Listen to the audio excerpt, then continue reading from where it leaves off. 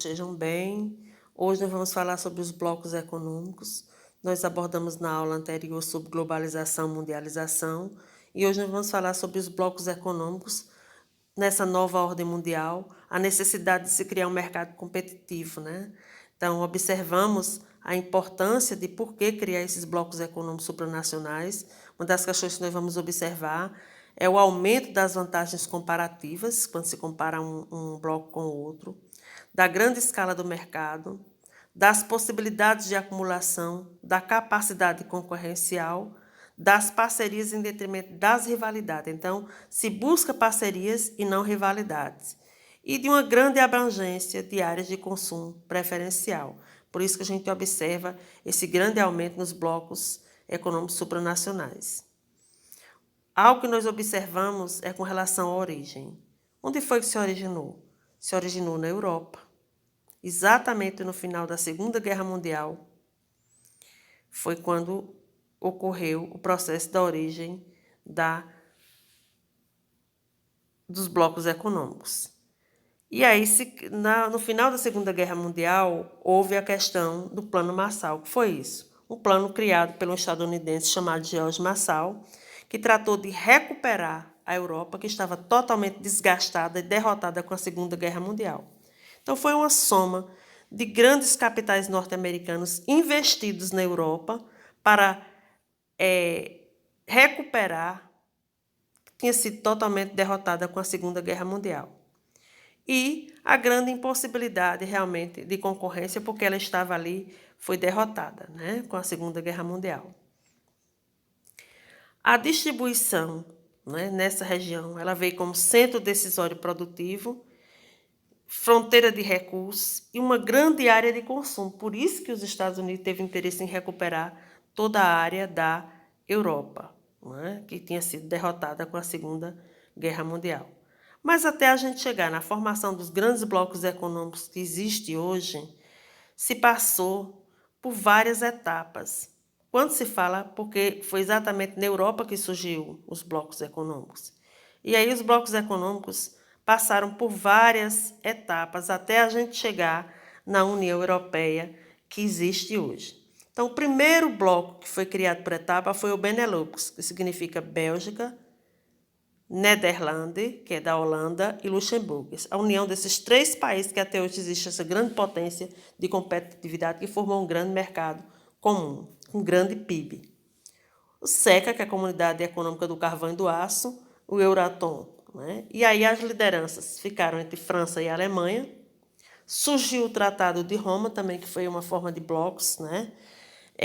A Europa dos os seis países que se uniram para poder se fortalecer economicamente, a expansão norte com a Irlanda e a Península da Escandinava e a expansão pelo sul do Mediterrâneo. E veio o Tratado de Maastricht, que aí foi a partir daí que veio toda a originalidade e com maior ênfase o surgimento da União Europeia, que é hoje uma integração monetária, que é um grande bloco econômico que existe hoje, que tem um grande poder de competitividade, que há uma junção de 15 países na formação desse bloco econômico atualmente hoje. Em 2004, houve também uma grande expansão para o leste europeu, porque até a princípio isso era no bloco, na parte da Europa Ocidental, no oeste, porque o leste europeu pertencia praticamente a um regime socialista durante muito tempo. Então, em 2004 foi que houve essa extensão para o leste europeu, porque passou-se durante muito tempo o leste europeu na mão da ex-União das Repúblicas Socialistas Soviéticas, que era socialista, e toda a parte da União do Oeste da Europa, chamada de Europa Ocidental, era no regime capitalista liderado pelos Estados Unidos, até porque foi os Estados Unidos que recuperou essa parte da Europa que foi totalmente derrotada com a Segunda Guerra Mundial. E aqui a gente tem grandes blocos econômicos mundiais, o NAFTA, o Mercosul, a União Europeia, o Pacto Andino, que a gente vai falar precisamente sobre cada um desses. Então, o NAFTA, a APEC, o MCCA, a CEI, os tigres asiáticos, o Mercosul, o CARICOM, né, o OAU, o Magreb, que forma o grupo dos três países, e vem uma interrogação à ALCA, a Associação de Livre Comércio para as Américas, que nós vamos abordar também. Então, aqui a gente tem no mapa mundo, aqui, vários blocos econômicos. Cada sigla dessa é um bloco econômico, ó, o SADC, o Mercosul, o Pacto Andino, né? A Associação Latina dos Países Americanos, a NAFTA, a ALCA, a CEI, a APEC, a ASEAN, né? São vários blocos econômicos. Então, a APEC, ela integra 20 países, mais Hong Kong. Tem 16,5 trilhões de dólares é o PIB. Tem uma população de 2,5 bilhões. E tem uma renda per capita, que é a renda por pessoa, de 6.715 dólares. E tem um valor de exportação de 1,7 trilhão. A ASEAN, formada por 10 países, tem 725 bilhões de dólares é o PIB, 510,3 milhões é a população e 1.464 dólares é a renda por pessoa e 77 bilhões é o valor em exportação dos países que fazem parte da ASEAN. Mercosul, formado por 4 países, tem 1,1 trilhão de dólares é o PIB, 209,2 milhões de habitantes é a população, né? 5.450 dólares é a renda por pessoa e 17 bilhões é o valor das exportações em dólares. O NAFTA, formado por 3 países, tem 8,8 trilhões de dólares é o PIB, 404,5 milhões é a população e 22.547 é a renda per capita, ou seja, a renda por pessoa. E tem uma exportação no valor de 437 bilhões.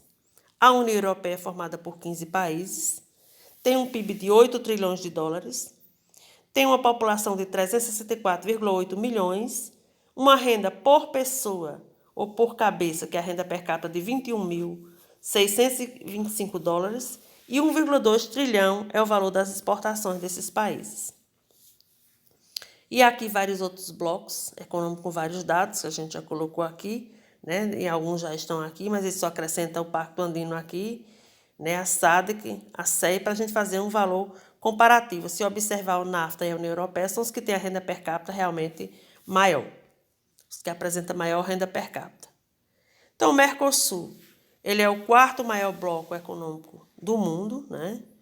Um tratado de Assunção, é uma união aduaneira, um acordo comercial, tem um PIB, e nós vamos observar aqui no Mercosul de 1,1 trilhão de dólares, né? É o PIB do Brasil, dos países que fazem parte, a Argentina, Paraguai, né? E a Bolívia e o Uruguai, tem 17 bilhões no valor de exportações. E aí, a União Aduaneira, o Brasil, a Argentina e o Uruguai respondem por 1 trilhão, né? O Brasil é responsável por 75% do PIB. O Brasil ainda tem o maior mercado consumidor, tem o maior setor automobilístico, e quando você pega a Argentina mais o Brasil, passa a ser muito maior do que a Alemanha. Tem uma integração de transportes dentro de ferrovias e hidrovias, e tem a 2ª maior usina hidroelétrica do mundo, que é a Itaipu, né, que é uma usina binacional construída pelo Paraguai e pelo Brasil. E os gasodutos da Bolívia. Nós observamos, né, que o Mercosul também tem vários problemas. Primeiro, a burocracia das nações que estão envolvidas no Mercosul. O Chile tem uma grande aproximação com o NAFTA, que prejudica muito essa situação com relação ao Mercosul.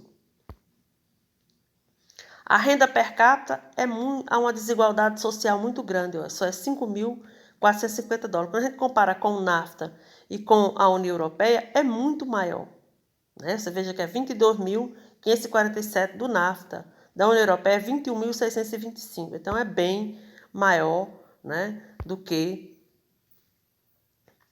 a renda per capita realmente do Brasil. Então, há uma desvantagem, há uma má distribuição de renda no Mercosul. A exclusão social, a crise de desequilíbrios regionais. A Bolívia, por exemplo, tem um governo que tem uma grande instabilidade política e tem uma grande crise do gás. É um grande problema de crise com relação ao gás, né, na Bolívia. O Pacto Andino também impede que haja uma maior participação aqui no Mercosul, que é o outro bloco econômico, o Pacto Andino. A Venezuela também tem uma grande instabilidade, quando você olha para Hugo Chávez, que tem uma grande variação de humor, que gera uma grande instabilidade, né, em relação, né, e tem a integração da Unasul também. E o único trabalho é crise, realmente, a crise que a gente tem em relação ao trabalho na Bolívia. Então, o Mercosul, você veja aí o Brasil. Quais são as vantagens? Tem estrutura empresarial forte e baixa carga tributária. Qual a desvantagem? Predomínio no transporte rodoviário, que aí o custo é muito alto. Alto custo de produção. A Argentina, qual é a vantagem da Argentina? Tem um setor primário organizado, tem mão de obra qualificada. Qual é a desvantagem? Tem um alto custo de mão de obra e tem um predomínio de transporte ferroviário, que isso gera também desvantagem. Paraguai, qual é a vantagem? Tem energia elétrica abundante. Tem um mercado importador de manufaturas. Mas qual é a desvantagem? Deficiência tecnológica. E tem mão de obra pouco qualificada no Paraguai. Uruguai, que são os países que integram o Mercosul.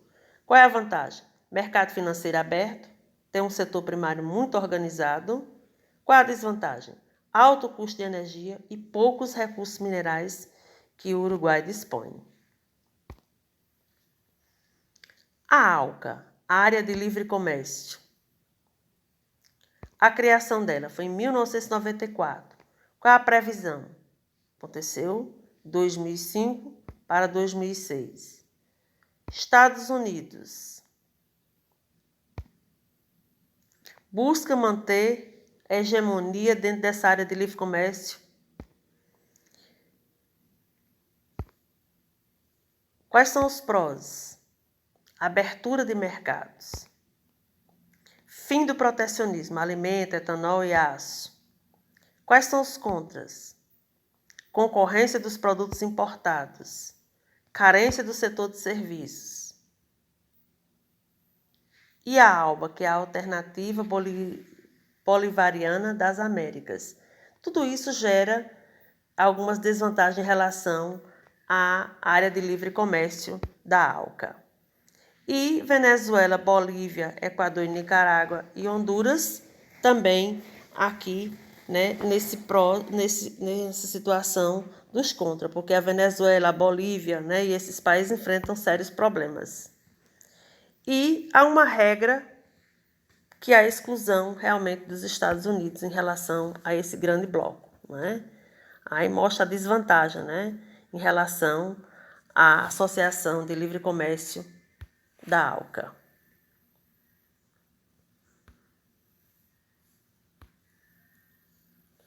Quais são as visões da ALCA? Nós observamos aqui nas visões da ALCA, né, é o crescimento muito grande em relação aos países norte-americanos e desvantagem em relação aos outros. E quem é o NAFTA? São os primos ricos e, podemos assim dizer, os primos pobres. O NAFTA foi criado em 1988. Primo, Estados Unidos, Canadá e México, é os que fazem parte do bloco do NAFTA. Quais são os pactos? Área de livre comércio, com fim de barreiras alfandegárias. Todos os impostos, livre de mercadoria e produtos circulam entre os três países. É a mesma taxa de importação. Canadá acaba sendo um apêndice, ou seja, um anexo econômico dos Estados Unidos. O México tem indústrias maquiladoras e de mão de obra, que é muito mais vantajoso para os Estados Unidos, que a gente observa tudo isso dentro dos Estados Unidos, os Estados Unidos dentro do México, né? Nessas maquiladoras. Quais são os problemas? Concorrência da União Europeia é um dos problemas enfrentados pelo NAFTA. O efeito tequila em 1994. A diplomacia são os grandes problemas que nós podemos encontrar com a invasão de curachas, né? Que isso tem causado sérios problemas. A APEC, Cooperação da Ásia, foi criada em 1993, na Conferência de Sirte. Quem são os países associados? Austrália, Brunei, Canadá, Chile, China, Indonésia, Japão, Coreia do Sul, Malásia, México, Nova Zelândia, Papua Nova Guiné, Peru, Filipinas, Rússia, Singapura, Taiwan, Tailândia, Estados Unidos e Vietnã. Quando fala assim cooperação, porque fazem parte dos países do ciclo do Pacífico.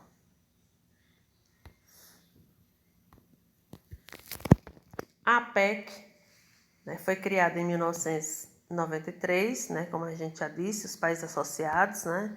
A previsão que em 2010 ela passou a ser uma zona de livre comércio, né, desenvolvido. Em 2020, nesse ano que nós estamos, ela passou a ser uma zona de livre comércio não desenvolvidos. E quais são os prós? Crescimento da economia da região, 195 milhões de empregos e grande mercado consumidor. Isso são os prós da APEC. E aqui a gente observa, 20 países e Hong Kong faz parte dessa APEC. 16,5 trilhões é o PIB, 2,5 bilhões é a população e 6.715 dólares é a renda per capita ou a renda por pessoa. E tem 1,7 trilhão de dólares o valor das exportações. Mas veja a população, 2,5 bilhões. O PIB, 16,5 trilhões. Então, as tendências aqui que a gente observa, a questão do euro, né? Tudo isso. Aí vem a expansão da União Europeia, que é um bloco econômico, né? A Rússia, aumento da influência da APEC, a China, com congelamento de negociações, a ALCA, Associação de Livre Comércio das Américas, a pressão norte-americana, o Brasil, a integração tardia da África, né? São os blocos e os blocos marginais que nós vamos falar agora no cenário de integração 1. A ALCA,